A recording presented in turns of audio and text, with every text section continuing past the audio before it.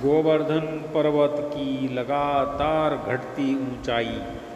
क्या आपको पता है कि गोवर्धन पर्वत जिसको श्री कृष्ण ने अपनी छोटी उंगली में उठाया था लगातार घट रहा है, यानी उसकी ऊंचाई लगातार कम होती जा रही है।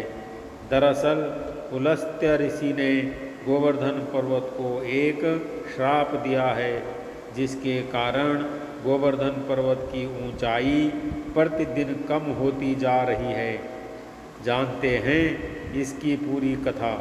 हिंदू धर्म के अनुसार हर वर्ष कार्तिक मास के शुक्ल पक्ष की प्रतिपदा को गोवर्धन पूजा का पर्व मनाया जाता है। गोवर्धन पूजा को अन्नकूट के नाम से भी जाना जाता है। इस दिन भगवान श्री कृष्ण की पूजा की जाती है। धार्मिक मान्यताओं के अनुसार भगवान श्री कृष्ण की पूजा अर्चना करने से समस्त दुख और संताप दूर हो जाते हैं।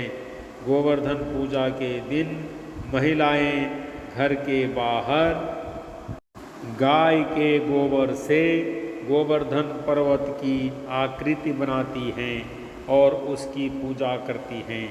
लेकिन क्या आप जानते हैं कि गोवर्धन पर्वत लगातार घट रहा है, यानी उसकी ऊंचाई लगातार कम होती जा रही है। दरअसल पुलस्त्य ऋषि ने गोवर्धन पर्वत को एक श्राप दिया है, जिसके कारण गोवर्धन पर्वत की ऊंचाई प्रतिदिन कम होती जा रही है। आइए जानते हैं इसकी पूरी कथा।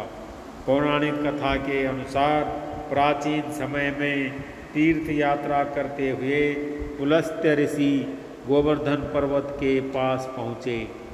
यहाँ पर गोवर्धन की सुंदरता देखकर वह मंत्र मुग्ध हो गए और उन्होंने द्रोणाचल पर्वत से निवेदन किया कि आप अपने पुत्र गोवर्धन को मुझे दे दीजिए। मैं उसे काशी में स्थापित करना चाहता हूँ और वहाँ रहकर उनका पूजन करूँगा। द्रोणाचल यह सुनकर दुखी हो गए, परंतु गोवर्धन पर्वत ने कहा कि मैं चलने को तैयार हूँ, लेकिन मेरी यह शर्त है कि आप मुझे जहाँ रख देंगे मैं वहीं पर स्थापित हो जाऊँगा। सुनकर पुलस्त्य ऋषि ने गोवर्धन की बात मान ली। इसके बाद गोवर्धन ने ऋषि से कहा कि मैं 2 योजन ऊंचा और 5 योजन चौड़ा हूँ, आप मुझे काशी तक कैसे ले जाएंगे? पुलस्त्य ऋषि ने कहा कि मैं अपने तपोबल से अपनी हथेली पर उठाकर तुम्हें काशी ले जाऊंगा। जब ऋषि वहाँ से जा रहे थे तो रास्ते में ब्रज आया, जिसे देखकर गोवर्धन सोचने लगे कि भगवान श्री कृष्ण राधा के साथ बाल्यकाल और किशोर काल यहाँ आकर बहुत सी लीलाएं करेंगे। उनके मन में यह विचार आने लगा कि वह यहीं रुक जाएं। ऐसे में गोवर्धन पुलस्त्य ऋषि के हाथों में और भारी हो गया, जिसकी वजह से ऋषि को विश्राम करने की आवश्यकता महसूस हुई। ऋषि ने गोवर्धन पर्वत को ब्रज में ही रख दिया और विश्राम करने लगे। दरअसल ऋषि गोवर्धन की शर्त भूल गए थे। कुछ देर के बाद ऋषि पर्वत को वापस उठाने लगे, लेकिन गोवर्धन ने कहा कि ऋषिवर, मैं यहाँ से कहीं नहीं जा सकता। मैंने आपसे वचन लिया था कि आप मुझे जहाँ रख देंगे मैं वहीं स्थापित हो जाऊँगा। यह सुनकर पुलस्त्य उन्हें वहाँ से ले जाने का हठ करने लगे, लेकिन गोवर्धन वहाँ से नहीं हिले।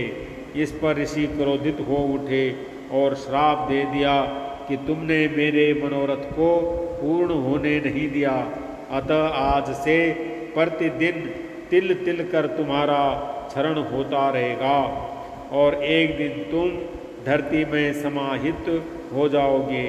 तभी से गोवर्धन पर्वत तिल तिल करके धरती में समाते जा रहे हैं।